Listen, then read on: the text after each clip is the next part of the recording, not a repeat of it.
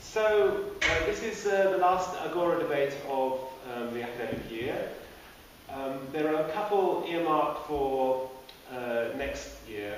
The first one, I think, will be about teaching creative practice. I'm interested in getting some people together from music, from creative writing, and maybe from a visual arts course as well to talk about that.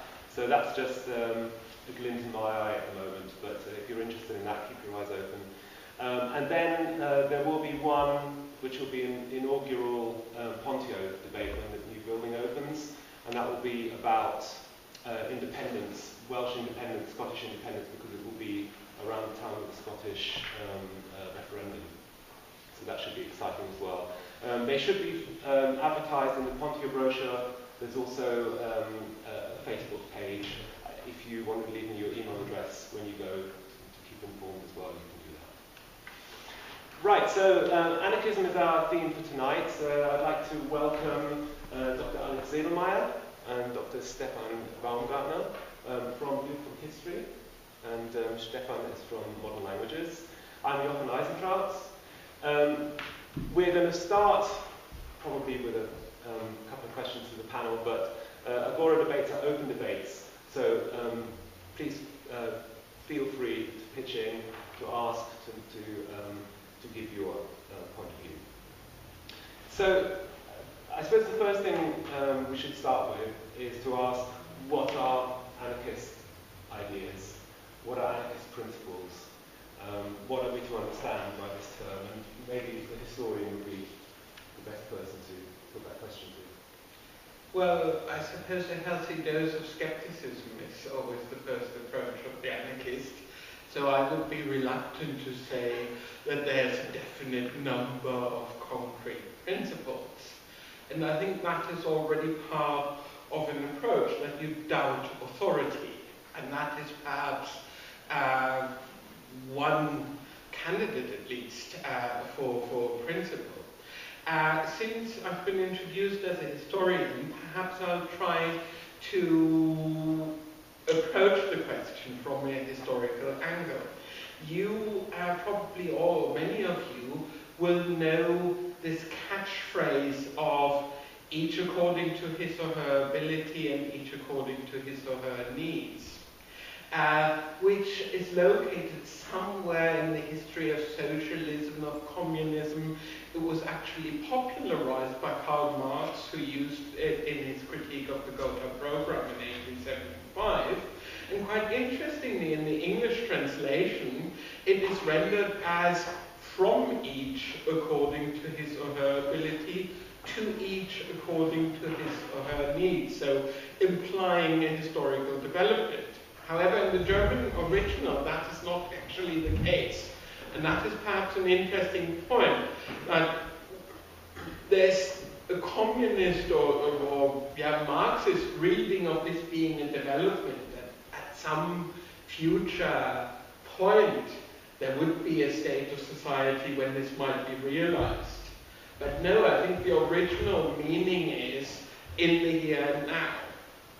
And if we go a bit deeper where this notion comes from, we discover Etienne Gabriel Morey, a French socialist in 1755, who basically derived this from three principles. And these are now my answers to, well, what might be anarchist principles, but it is of course long before anyone termed themselves anarchist. So there was no anarchist movement in 1755. He was just perhaps a utopian socialist. So he said, first, nothing in society will belong to anyone. So it's the idea of abolishing ownership. And that is not carried to the radical vision of, he still knows something like personal possession. So you can still make use of what you need. Clothing, what you need for your work, your tools. But the idea that beyond that there will be ownership is what he calls into question and denies. The second point is that man is a public being. And that means in its entirety And that means for the public that the public should take care of men. That means the public agenda is to nourish, to support human beings, and that is the task of any human society, of any human congregations, to actually enable human beings to live.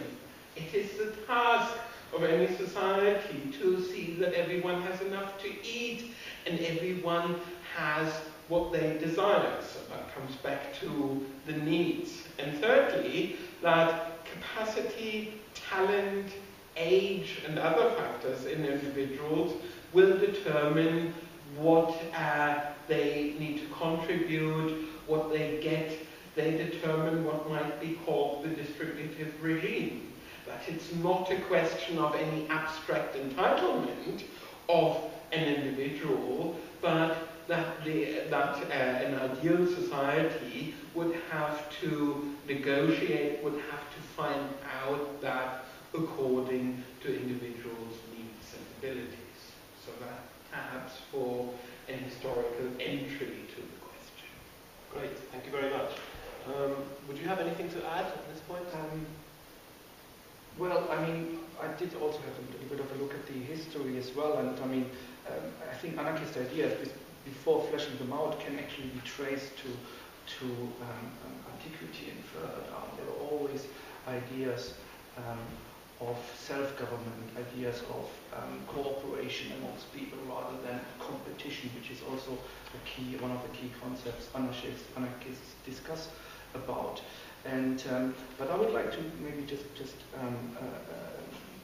flesh out the key points, which and I know it might be in a postmodern context we're in today, it might maybe not be suitable to say there are some definite pointers, ideological pointers which anarchists believe in or which anarchists are against. But I mean, we can clearly identify what Alexander already mentioned, that there's definitely in not all anarchist groups, but in most, there is a kind of consensus against authority.